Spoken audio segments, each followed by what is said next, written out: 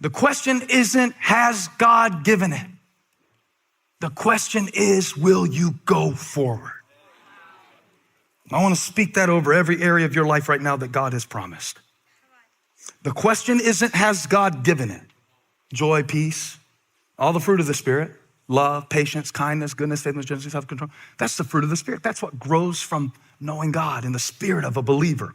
It's called the fruit of the Spirit in Galatians 5, and it's all yours. That's not the question about the fruit. It's the question, will you go forward into it? Now we're going to see what happens when God is bringing you into something and the devil is pulling you back to something at the same time. The power of a better question. Let's go in verse 17. When Moses sent them to explore Canaan, all the leaders of the tribes, just remember the leaders. I won't list them all, just the leaders of the tribes, 12 of them. To explore Canaan, that's what God had promised Abraham, and now he's bringing them into it. And they are right on the cusp of it. You don't know how close you are. Y'all are looking at me in shock and disbelief. So tell the person next to you so they'll believe you. You don't know how close you are. You don't know. Put in chat. You don't know how close you are. They're coming into Canaan, but you remember, they just got out of Egypt. So he told them, go up through the Negev and on into the hill country. See what the land is like and whether the people who live there are strong or weak, few or many. Okay, it's an exploration. It's an exploration. What kind of land do they live in? Is it good or bad? What kind of towns do they live in? Are they unwalled or fortified? How's the soil? Is it fertile or poor? Are there trees in it or not? It's like, Moses, slow down, one thing at a time. Okay, I'm making my list. Good or bad? Unwalled, fortified. Trees or no trees? Fertile or poor soil? But then he says, do your best. I'll say it. Do your best to bring back some of the fruit of the land. It was the season for the first ripe grapes. Say it. It's eating season. It's eating season. It's eating season. It's eating season. I cancel every carbohydrate you're going to eat on Thursday. It's eating season. I hope you brought your elastic pants to church at Elevation Church because it's eating season. I'm going to leave a little room to grow because it's eating season. I've been in starving season long enough. I've been in scavenger scrap season long enough. I've been in leftover living long enough. Now I'm coming to where the grapes are growing. It's time to eat. So they went up, verse 21, and explored the land from the desert of Zin as far as Rehob to Lebo Hamath. They went through the Negev, came to Hebron, where Ahiman, Shishai, I bluff y'all on these names half the time, and Talmai, the descendants of Anak, the giants. You know this little Bible story. I promise you know it. You heard it one time. They got grapes, the promise. They got giants, the problem. Okay, but this is really powerful. Watch this. They reached, verse 23, the valley of Eshcol. They cut off a branch bearing a single cluster of grapes. Two of them carried it on a pole between them, along with some pomegranates and figs. That place was called the Valley of Eshcol because of the cluster of grapes the Israelites cut off there. Eshcol means cluster in Hebrew. So they're like, it's a cluster of grapes. What do you want to call it? How about cluster? Cool. Let's go back. At the end of 40 days, verse 25, they returned from exploring the land. They came back to Moses and Aaron and the whole Israelite community at Kadesh in the desert. They're still in the desert. So when you're in the desert, you ask desert level questions. It's survival based. When you're in the desert, it's like, How am I going to get through this day? Let me back up a little bit. How am I going to make it to 10 a.m.? Let me back it up a little bit. How am I going to get out of the bed this morning? Let me back it up a little bit more than that. How am I going to get to sleep tonight with everything I got on my mind? Those are desert questions.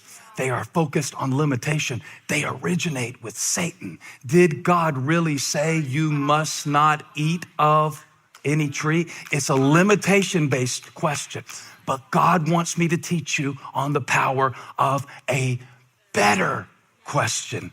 A loaded question. Do you know the phrase? A loaded question. It contains more than appears on the surface. So when Jesus says, what do you want? He's not saying it like your kids just walked in your room and you're trying to have some married people time. What do you want? Get out of here. He says, what do you want? And let's start there and let's move toward the deeper desire that I created you for. It's a better question.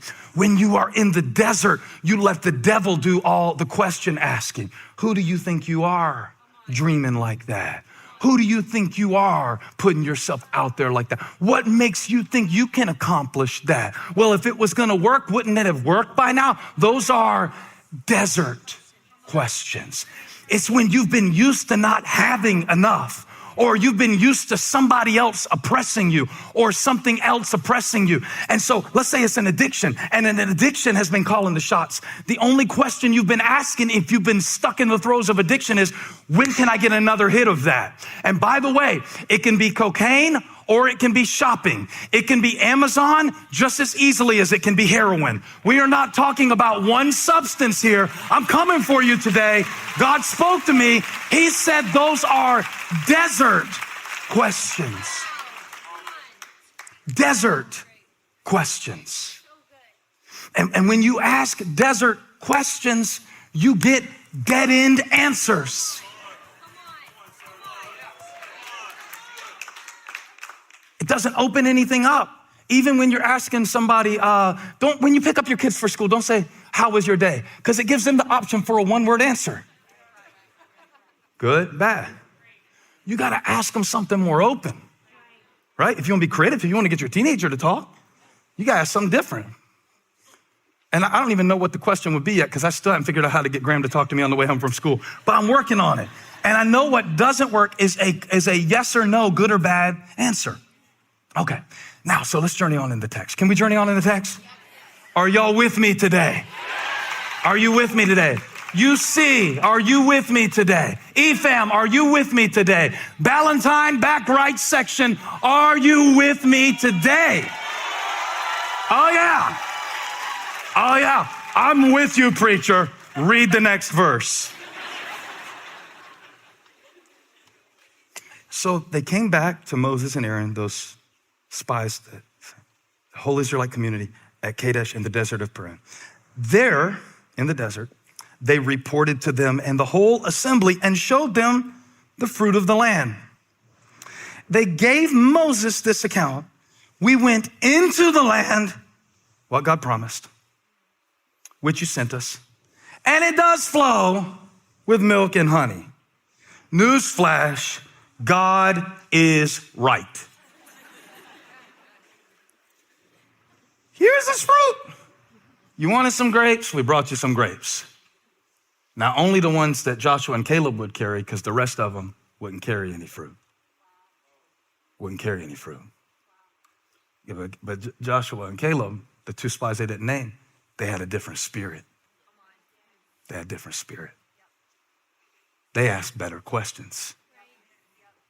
Instead of looking at how hard it was in the land and saying, how in the world are we possibly going to do this? They looked at the same situation. And this is what I want you to see. God can give you the ability to look at a situation that you were looking at as an impossibility and see it as an opportunity. Who's this for? And there's a cluster of fruit. You know, the pomegranates, the figs, and the grapes. There's a cluster from Eshcol. But there's also a cluster happening between what God has called his people to do and the conflict that they feel about it inside of themselves. So it's a cluster That's a negative word to me. I don't hear that usually about fruit. I usually hear it about stuff that goes wrong. Man, it was a cluster. People say that. It's a cluster at Kadesh Barnea because you got these 12 spies and you've got 2 of them that have faith to say, oh yeah, taste this fruit. Taste this fruit. Get a little taste of this. And at the same time, watch this. At the same time they are getting a taste of tomorrow, they are being dragged back to a past that is beneath them. Watch this.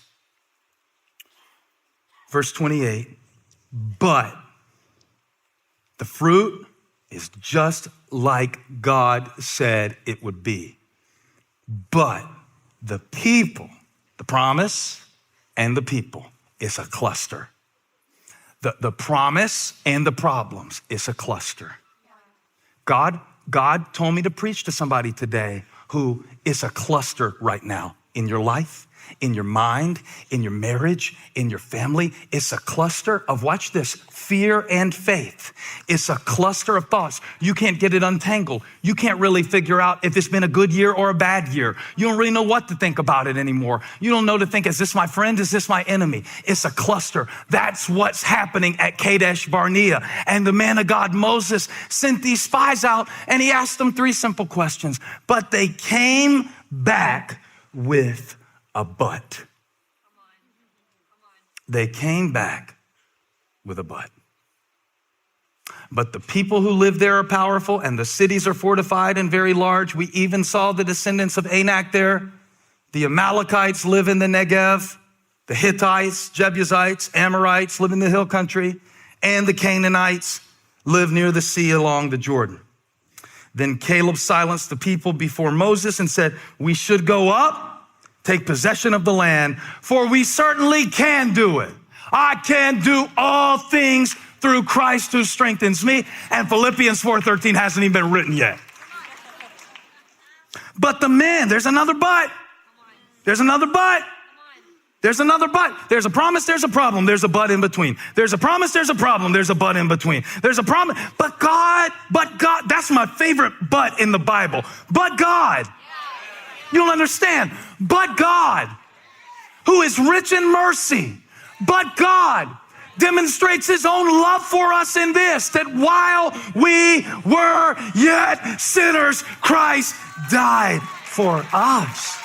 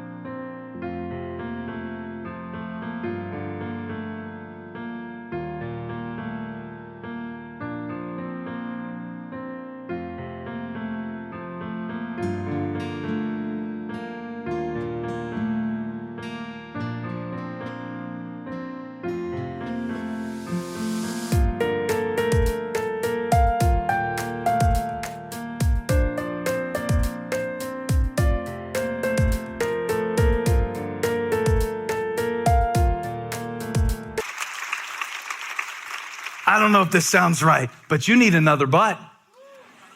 You need another but. You need a new leader. You keep being led by your feelings. You keep being led by your frustrations.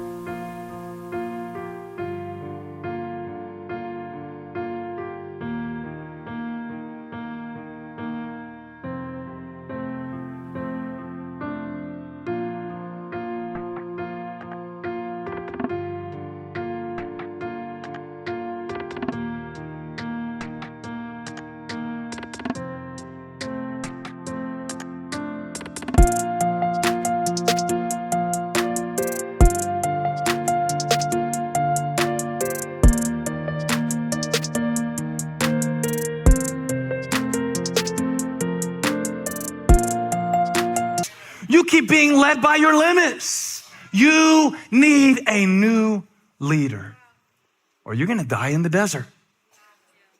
In the